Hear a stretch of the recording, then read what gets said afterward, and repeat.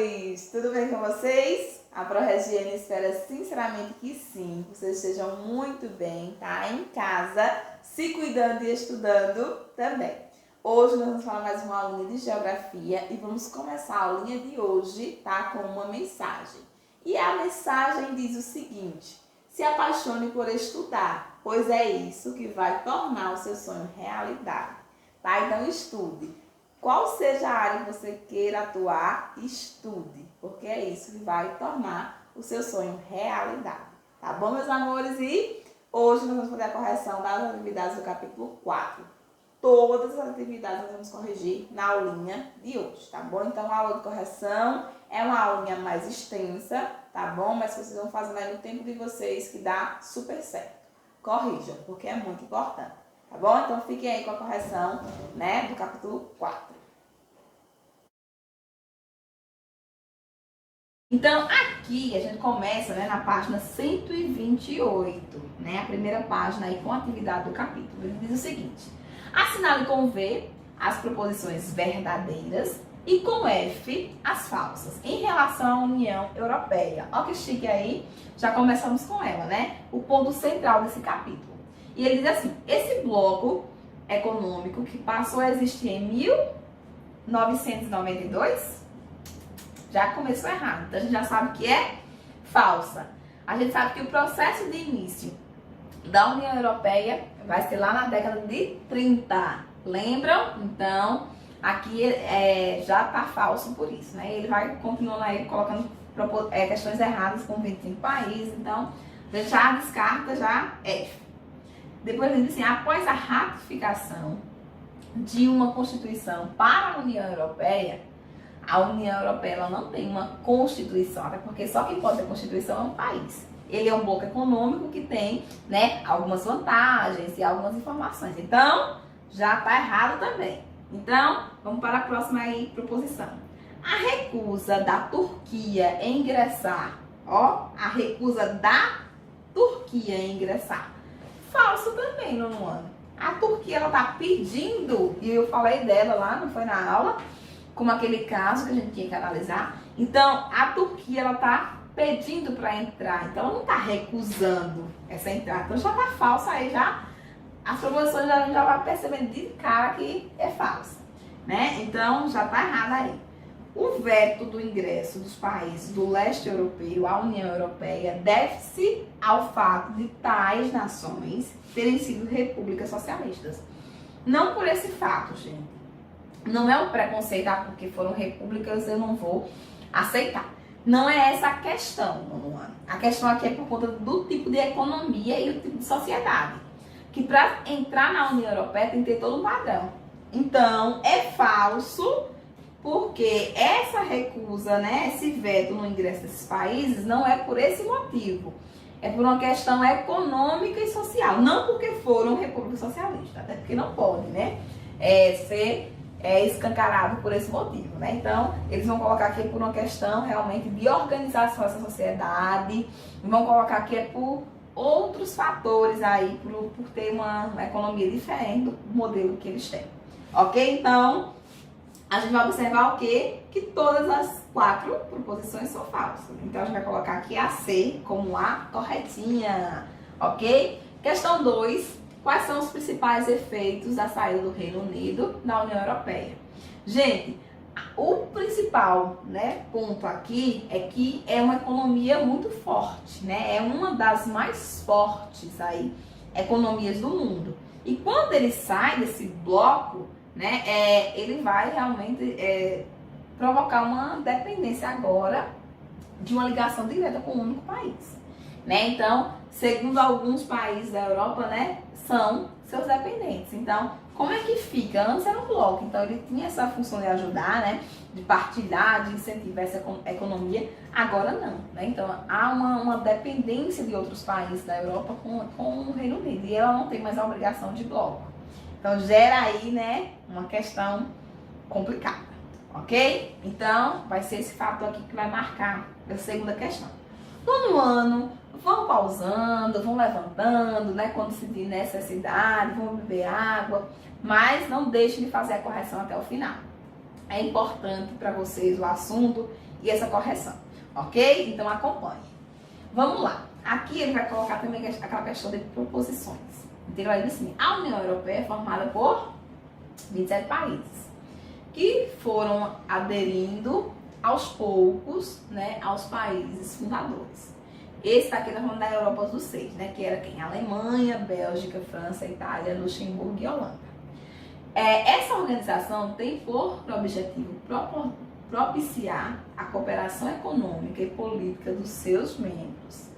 Analise as afirmativas que apresentam os objetivos da União Europeia. Né? Quais são os objetivos? Proposição 1. Integrar as políticas relativas ao sistema jurídico, sim, aos impostos sobre importação e exportação e as leis de, né, a questão aqui de asilo político, perfeito. Então há toda uma organização com relação a isso aí, né? Então todos os países da União Europeia têm muito essa facilidade, não é isso? Então a proposição 1, ok. Melhorar as condições de vida e de trabalho dos cidadãos europeus, sim, desses cidadãos que fazem parte da União Europeia. Então, é um dos aspectos que hoje faz parte da União Europeia também essa questão do desenvolvimento social. Livre circulação e desenvolvimento social. Ok, meus amores? Lembrem disso também. Né? Então, segundo também está correta.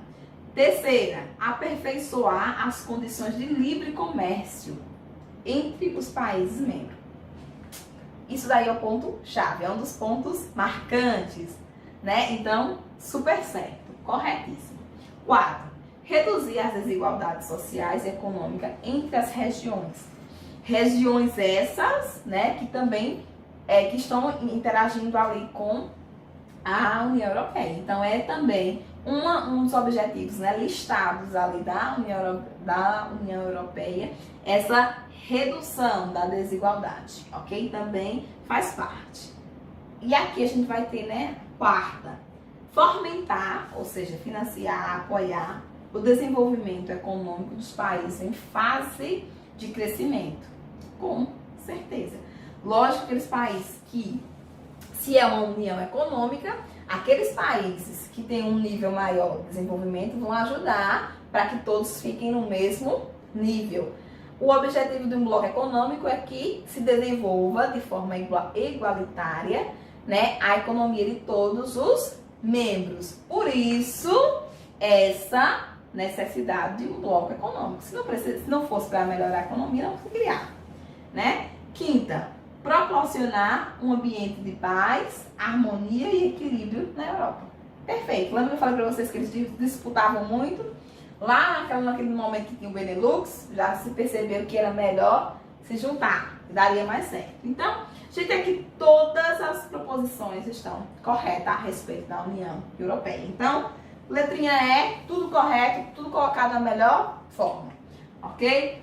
O euro trouxe a instabilidade econômica ao continente europeu, a ponto de quem, mesmo inserido na União Europeia, não aderiu à moeda. Aqui a gente poderia, né, colocar outros países, né? Mas aqui de ponto central, o Reino Unido, né? Então o Reino Unido vai ser marcante, aí que mesmo inserido nessa União Europeia lá nesse momento, né, depois ele sai, mas ele não faz a adesão do uso do euro, né? Então a gente percebe que ele mantém a moeda, né, que já se tinha. Quinta, em relação à União Europeia, o Tratado Econômico realizado em 1992, que criou, né, o processo de circulação da moeda regional, o euro, foi o de aquele mesmo tratado, né, que eu falei para vocês, observem, né, dê uma olhada. Então, o Tratado de Maastricht, né, que a gente vai chamar aqui. Então, vai ser esse tratado que vai fazer essa circulação do euro, né, junto com a criação da União Europeia ali no mesmo momento, ok? Então, é esse mesmo tratado aí. Página 137, diz o seguinte: a União Europeia, desde 2008, encontra-se mergulhada em uma grave crise econômica, né? Muitos países com problemas sérios, apontada como a pior desde a crise de 1929. As causas dessa nova crise estão ligadas às políticas neoliberais. Aí ele pergunta a você se é isso. Explique e aponte algumas consequências. Está ligada às políticas neoliberais? Sim.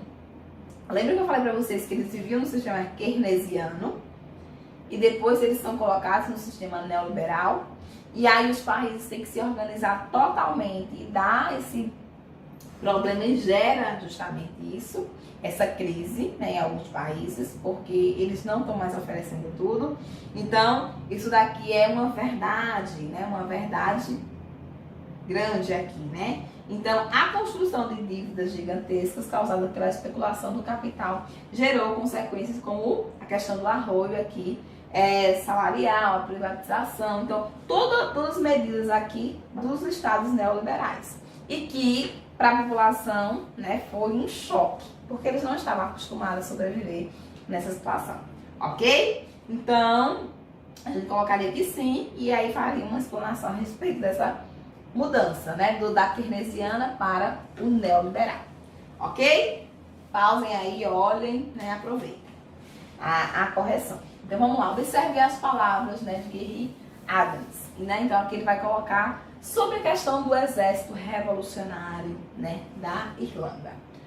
Vocês fizeram a leitura do texto, eu não vou fazer, né, até porque vocês fizeram, a gente já sabe do que trata, fala sobre a questão do exército aí revolucionário irlandês. Então, para poder responder a pergunta, vocês fizeram a leitura, né? Então, já dá aí o ponto inicial. Sobre o assunto em questão, está correto afirmar o quê? Né? Vamos ver aqui qual é a afirmação que entraria nesse processo. Bora lá. A. O IRA, né, que seria o Exército Revolucionário Irlandês, mencionado no texto, é um grupo protestante extremista que defende a soberania britânica. Já está errado.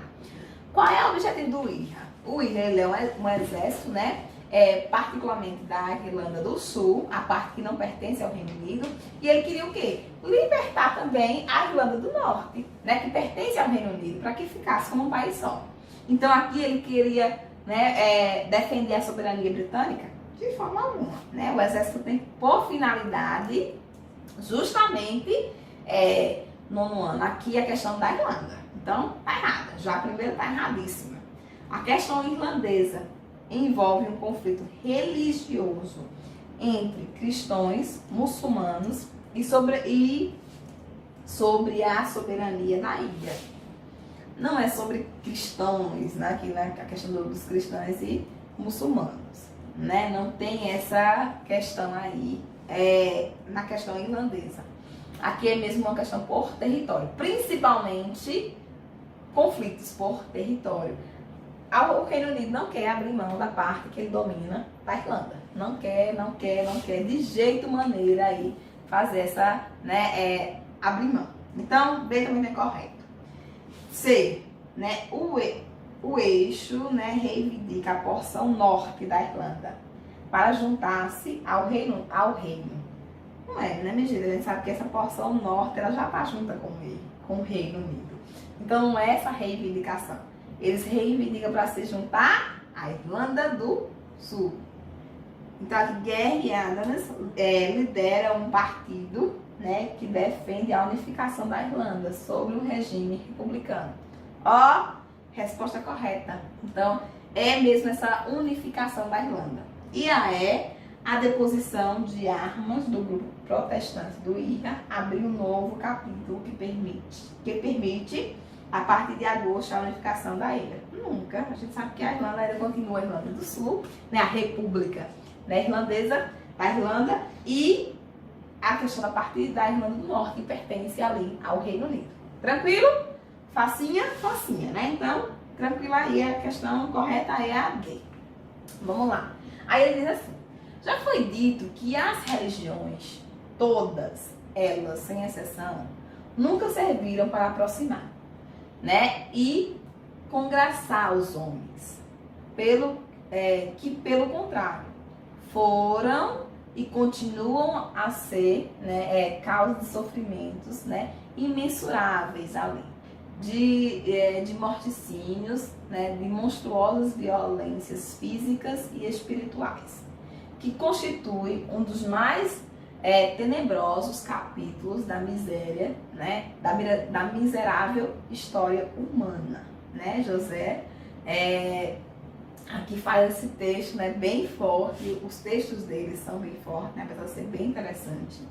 E ele diz assim: considerando o texto acima, cite 2 conflitos presentes no mundo atual que têm como justificativa a questão da religião. De questão simples, a gente pode colocar aquela região do Oriente Médio, Palestina, e a questão, né, também aqui ele vai citar a questão da Irlanda do Norte, né, que fica muito presa ao Reino Unido por conta de possuir uma mesma cultura, principalmente por se assemelhar à questão religiosa. Então, a gente poderia citar aqui esses 2 exemplos aí de questão religiosa. B. Que outro importante aspecto pode explicar a natureza desses conflitos? Além da religião, é também por uma questão nacionalista, de território e étnica. Como eu falei para vocês, a Europa ela é uma mistura de etnias e que gera essa estabilidade toda, né? Então, isso vai ser os motivos aí para esses conflitos, né? Dê uma pausadazinha aí, observa, analisa, mas eu acho que vocês colocaram tá dentro dessa colocação que a Pro tá fazendo aqui, ok? Aqui ele está falando da questão do dividir, separar, aquela questão que há muito ali nessa questão de divisão, né? O conteúdo da reportagem e a crítica apresentada pelo Cartoon sugere que o governo espanhol vem adotando medidas para conter os protestos e as manifestações populares. Essas manifestações no âmbito separatista, ou seja, de querer um território novo, de separar, são consideradas prejudiciais ao governo. Por quê? Gente, se você perde um território, você cria um estado novo. E aquele território que pertencia ao aquele outro estado, no caso aqui, né, ele está falando principalmente, né, da questão dos bascos, né, da questão dos curdos, né, que são povos sem território. Quando você tem essa separação, e eles conseguissem essa separação, o país a qual ele pertencia ia perder, né? Perde em questão econômica, perde em questão de território, perde em questão de produção de modo geral, né? Então ele vai dizer assim, são considerados prejudiciais ao governo por quê? Geram graves feridas e mortes de ambos os lados do conflito, só se for um conflito armado, né? Se for um separatismo pacífico, não entraria nesse questão aí, né? Então vamos deixar ela aqui em stand-by para ver se a gente não acha uma mais correta. Estimulam a atuação de grupos extremistas armados e suas ações terroristas. Não. Se o processo separatista ele for de fato legal, organizado, ele não vai entrar na questão do terrorismo, não, né? Ameaçam a soberania territorial de todos os países da Europa? Não. De todos, não. Somente daquele país que está envolvido no conflito. Incentivam o tráfico de armas diante da expectativa de um conflito? Não está diretamente ligado, né, minha gente? Intensificam o apelo internacional pela independência das suas regiões autônomas. Aquela questão do internacional. Por quê? Porque para você ser um país, você precisa ser reconhecido pela comunidade internacional como isso, né? Como um país. Então, há todo esse apelo que começa a ser feito, que não é sempre não é muito bom, né? Porque aí pode ter outras regiões que se influenciem. E aí, né, vai gerar mais conflito. Tranquilo? Vamos lá para a página 161, que diz assim: conforme seus conhecimentos, explique o processo que culminou na formação da Comunidade dos Estados Independentes. Sei. De forma bem rapidinha, ele coloca aqui tudo bem direitinho, mas de forma bem rapidinha. A CEI, ela é fundada em 1991. Após o que, minha gente? Após o fim da Guerra Fria e o fim da União das Repúblicas Socialistas Soviéticas. Então, aquele grupo de países que formavam a União das Repúblicas Socialistas Soviéticas, quando a Guerra Fria acaba, eles formam a CEI. Então, esse é o contexto de formação dessa comunidade. Como eles não conseguiriam, né, de forma simples, entrar nesses países, né, em outros blocos econômicos desses países, então, eles fizeram o quê no ano? criaram o seu. E aí eles criam a CEI, essa Comunidade dos Estados Independentes, que vai ter a mesma ideia, né, da União Europeia, só que aí eles vão estar voltados para esses países que formavam essa república, né, socialista aí, né, essa União da República Socialista Soviética, ok? Todos os 15 países participaram? Não, né? A gente sabe que teve 3 que já não entraram de cara, né? E o outro que saiu depois, mas aí é só, não precisa colocar essas informações, é só entender esse contexto. Ok? 2. Observa-se dentro da Europa Oriental um grande número de diferentes etnias. Discorra sobre os aspectos positivos e negativos dessas características. Aspecto positivo é a questão da riqueza cultural, né? De costumes, né? De várias formas ali. Então, é uma riqueza, uma beleza cultural. Agora, se a gente for observar aqui os aspectos negativos, é a questão da tentativa de domínio, né? De uma etnia dominar a outra, né? E aí gerar aqueles conflitos étnicos, de não aceitação, né? De procurar representação. Então, gera também grandes problemas. Então, ponto positivo, a questão da variedade, da beleza cultural que a gente vai ter, né? Dessa contribuição. O negativo é que muita cultura junta gera problema, conflitos, né, por separatismo, e aí, enfim, né? Várias questões aí podem ser colocadas como a questão negativa. Observando aí, tranquilo, né? Vamos lá para a próxima questão. Questão 3. Como ocorreu a volta do capitalismo no leste europeu? Aconteceu, né, a essa volta no final da Guerra Fria, né, e aí ocorreu de forma caótica, porque há toda uma estrutura que ela precisava ser rompida para poder começar uma nova forma, né, então foi realmente necessário uma reorganização total da infraestrutura que existia, né, privatizar a empresa, então assim, foi uma transformação gigantesca, porque você sai de uma economia que é planificada, do modelo socialista, para uma economia capitalista, aí, para uma economia de mercado. Então, assim, foi caótica, né? Provocou, assim, consequências que até hoje são sentidas, né? Nesses países. Então, desemprego, né? A questão da redução salarial. Então, assim, toda uma mudança aí que aconteceu, né? Para a gente poder implantar esse capitalismo. Então, foram mudanças aí bem sentidas, né? Nesses países. Então, vamos observando aí, vamos citando alguns pontos. 4. Quais as consequências da desintegração da URSS para, né, a ordem geopolítica mundial? Marcou o fim da bipolaridade e o início da unipolaridade. Acabou os dois polos de poder, né? Então aí o capitalismo e o socialismo, e o capitalismo venceu. Então ficou um único polo de poder, ou seja, se torna em um momento unipolar, ok? Acabou aí a bipolaridade, começamos a unipolaridade. Tranquilo? Acho que sim, né? Acho que tá bem light aí. 5º, faça uma análise, né? Analise a charge e faça uma reflexão de que episódio ela representa. Nós temos um navio afundando aqui e esse navio está escrito URSS. Então, o que aconteceu aqui, minha gente? O fim da União das Repúblicas Socialistas Soviéticas e a formação da Comunidade dos Estados Independentes. Aqui, mais simples do que isso não tem como, né? Então, é aquela questão que você faz sorrindo, porque você já sabe o que significa, né? Olhou a imagem, você já sabe o que significa, né? Fim da URSS, né? Tranquilo aí, né, minha gente? Vamos lá para a página 162, nono ano, e diz assim: a Alemanha relembra 50 anos da construção do Muro de Berlim. E aí ele coloca uma parte da reportagem. A construção do Muro de Berlim, em 1961, visava o quê? De modo simples, minha gente, não precisa nem fazer a leitura. É aquele tema que eu já mastiguei tanto com vocês, porque vocês estudam Guerra Fria comigo desde o 8º ano. E a gente fala dessa Guerra Fria o tempo inteiro. Volta e meia a gente tá falando. Qual era o objetivo da construção do Muro de Berlim? Acho que vocês sabem de cor, né? E salteado. Então, não vou nem ler as outras, por quê?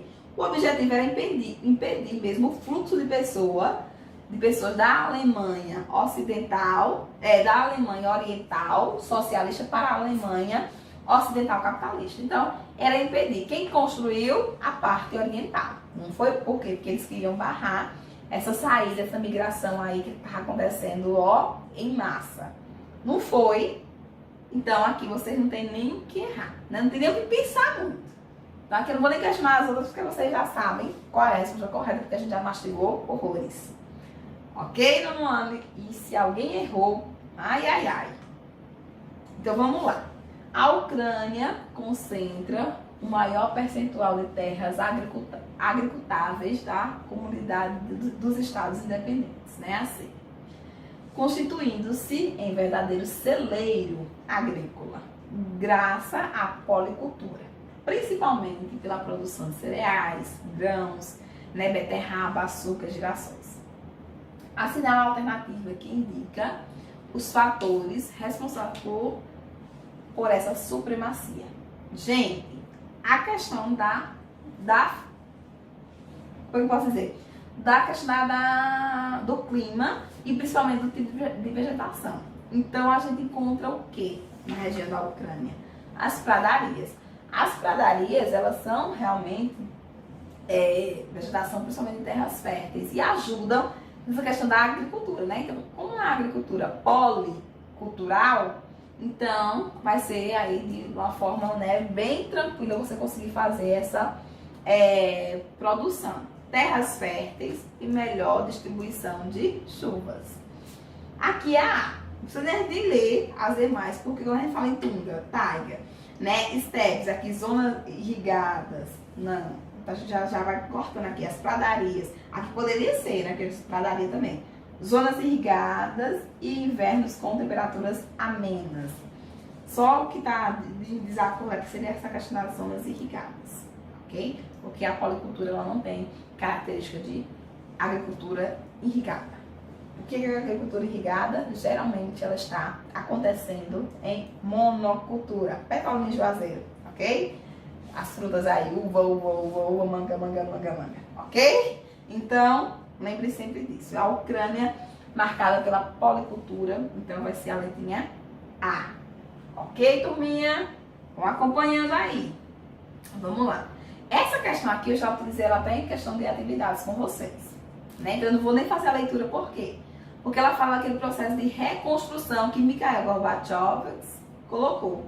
E ele pergunta aqui, né, 2 grandes programas políticos e econômicos implantados por eles, que geraram o fim da União das Repúblicas Socialistas Soviéticas. Quem foi, minha gente? A Perestroika e a Glasnost. Então, aqui não tem nem o que pensar muito, né? Porque essa aqui já foi questão de atividade, eu já fiz correção dessa questão aqui com vocês em outro momento que eu trabalhei Guerra Fria, né? Então, o livro de vocês traz, mas vocês já trabalharam, a gente já fez, né, essa discussão. Então, esses 2 programas que foi implantado e que provocou o fim de vez, né, foi justamente a Perestroika e a Glasnost, ou seja, a letrinha A, clara e evidentemente. Não é isso, nono ano? Bora lá? Questão 4. Analise as afirmativas sobre as características da C e marque V para a verdadeira e F para as falsas. Diz assim, primeira proposição. A CEI é um bloco formado em consequência da desagregação da União das Repúblicas Socialistas Soviéticas, URSS, visto que os novos países tinham vários laços econômicos e militares, uns com os outros. Fato isso, minha gente? Verdadeiríssimo, tá? Corretíssimo a primeira.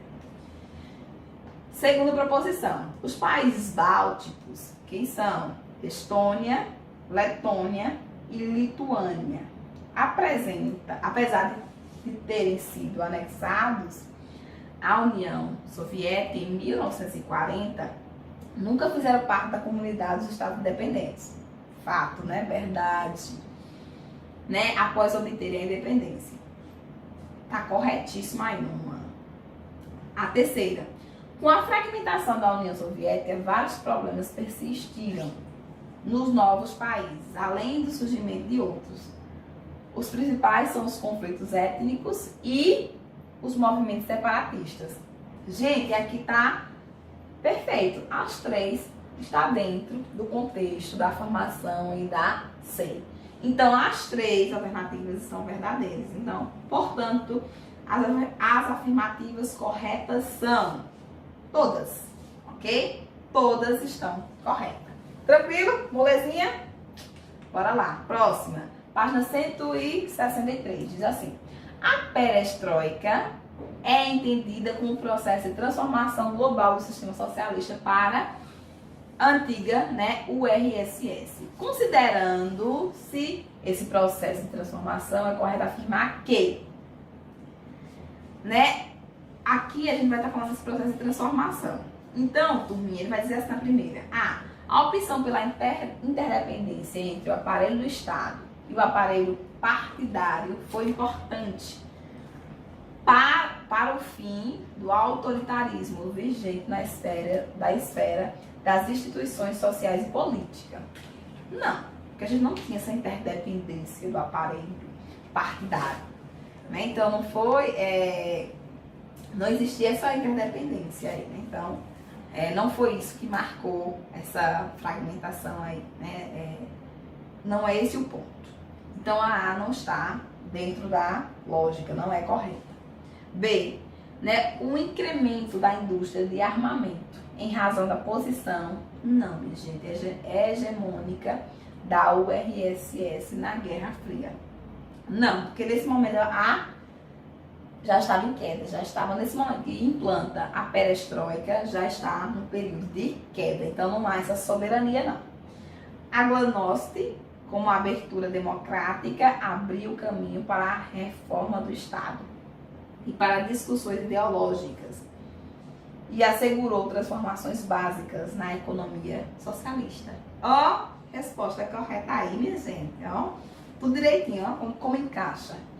Então a Glasnost fez esse parzinho aí com a perestroika, né? Então foram as duas medidas que a gente já falou anteriormente, né? Então já sabe que está correto. O crescimento da economia soviética nos anos de 1980. Não é isso, né? Por isso não teria aí o fim. Ok? Esse crescimento não se teria aí o fim. Ok? Tranquilo, turminha?